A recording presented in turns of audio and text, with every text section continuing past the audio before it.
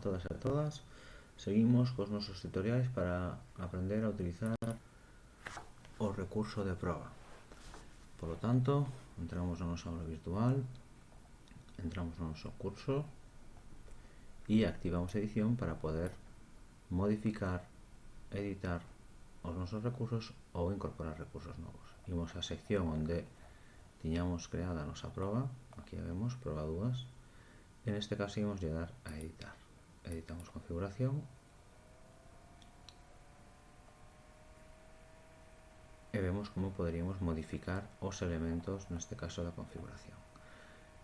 En canto a configuración, elementos principais, bueno, o nome, unha breve descripción se queremos facer, bueno, pois maqueta de proba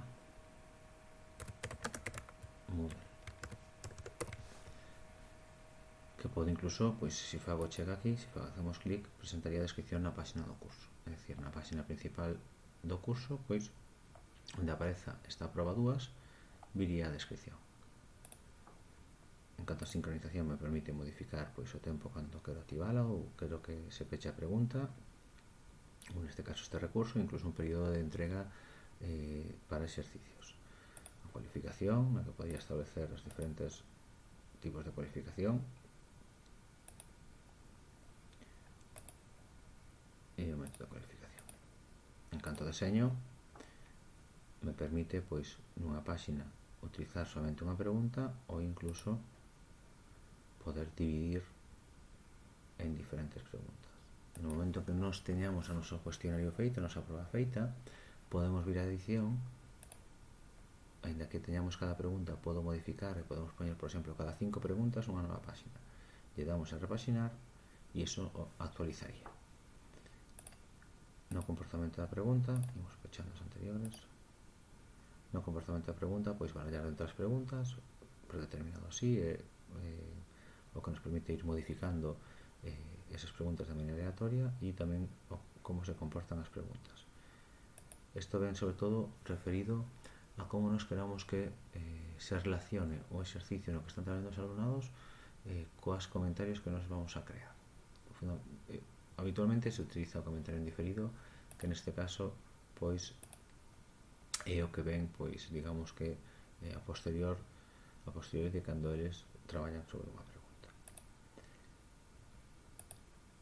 En canto ás opcións de revisión, temos diferentes posibilidades: durante o intento, despois do intento, mentre a proba está ainda aberta, é dicir, por exemplo, eu xa entreguei a proba, os alumnos entregaron a proba, e neste caso pois teño un tempo incluso despois para facer revisións, ou despois de que a proba este pechada, de acordo?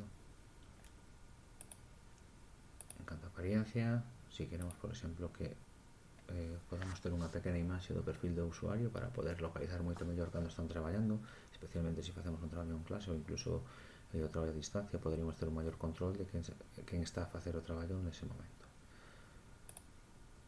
Posicións de decimais nas táboas, se queremos que na calificación haxe decimais, e decimais nas táboas de preguntas.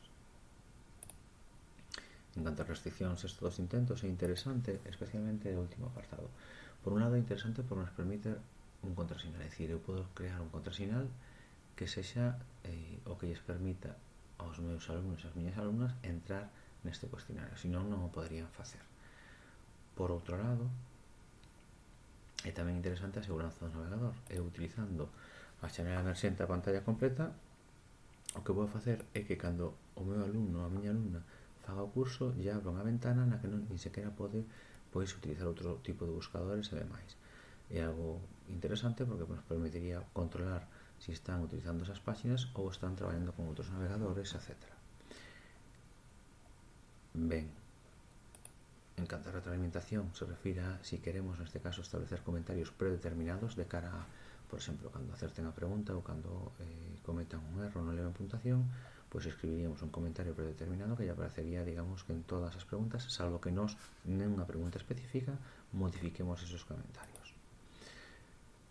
Configuración común do módulo, se queremos ter amosada ou aínda agochada, se queremos establecer división por grupos separados ou visibles, e ademais, se tiveramos agrupamentos, bueno, pois facer, neste caso, agrupamentos específicos para os que estaría destinada esta tarefa. Con todo, acordadevos que temos sempre a opción de restringir acceso, que nos permite incluso restringir aínda moito máis o acceso a este recurso ou tarefa, neste caso, este examen, a través de diferentes opcións. Fundamentalmente, tanto o usuario como o nivel nos permite, bueno, pues crear un grupo, buscar un grupo e limitar. Por exemplo, pues, que sexa unha proba para ACIS dentro dun grupo ordinario, nos permitiría que esta proba fora específica solamente para esos 2-3 alumnados que teñen necesidades de atención educativa específica. Finalmente, as etiquetas que nos permiten, bueno, dar un carácter máis descriptivo neste caso ao noso traballo, ao noso recurso, e se tiveramos competencias creadas dentro da aula virtual, pois poderíamos incluso crear unha avaliación por competencias, de acordo? Lle daríamos a agardar e presentar. E como vedes, estamos onde deixamos o día anterior, en editar proba e volver ao curso. Por lo tanto, agora iríamos ao seguinte paso, que sería editar proba. Ben, aquí o deixamos, e no seguinte tutorial comezaremos dende editar proba, onde iniciaremos xa o proceso para ir volcando as nosas preguntas, vendo as diferentes opcións que nos deixa en engadir. Deixámoslo aquí e seguimos no seguinte tutorial. Un saúdo, chao.